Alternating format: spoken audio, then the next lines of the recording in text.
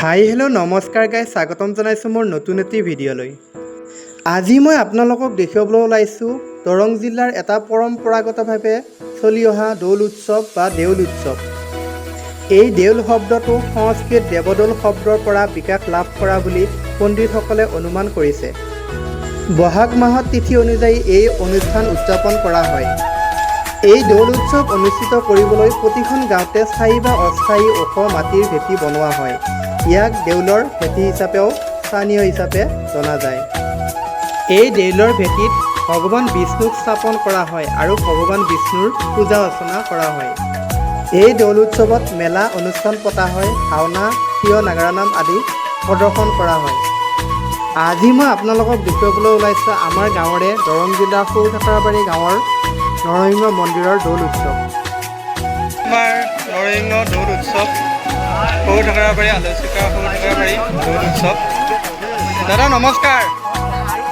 আজি সৰু ঠাকুৰাবাৰী নৰসিংহ দৌল উৎসৱ, পিছে বেচা বিক্ৰী কেনেকুৱা আপোনাৰ? মজা ন? আজি দোকানো আহিছে, অঁ বেচা কিনা ভাল ন?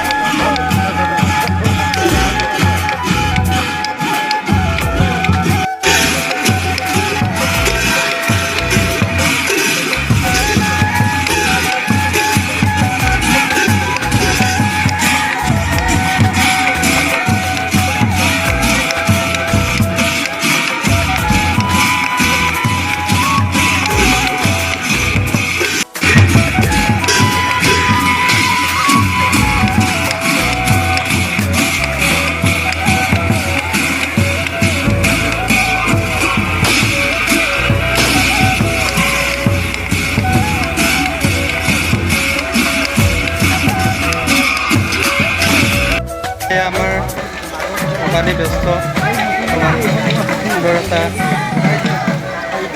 জিলাপি বনাই থকা আছে। আপোনালোকক অকণমান দেখুৱাওঁ। কেনেকুৱা কেনেকুৱা বেচা বিক্ৰী কেনেকুৱা? বেচা বিক্ৰী নাই, সেয়ে ৰখ।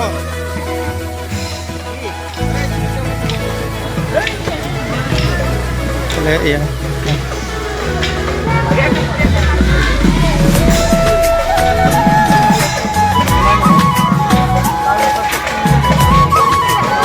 বেচা বিক্ৰী কেনেকুৱা? ভালে, বেয়া নহয়। বেয়া নহয় ন? বঢ়িয়া বঢ়িয়া।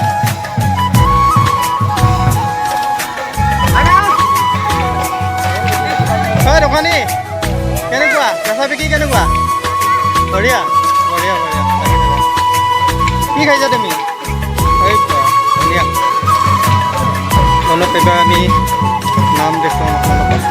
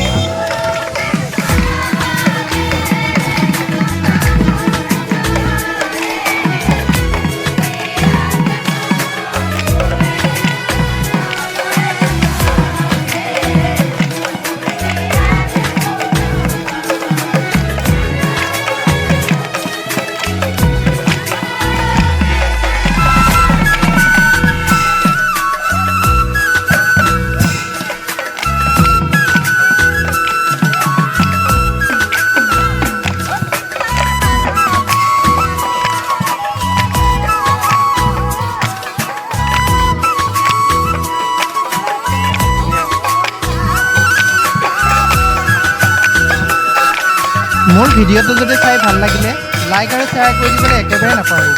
পুনৰ নতুন এটা ভিডিঅ' লৈ অহাৰ প্ৰতিশ্ৰুতিৰে আজিলৈ আহিছোঁ। জয় আই অসম।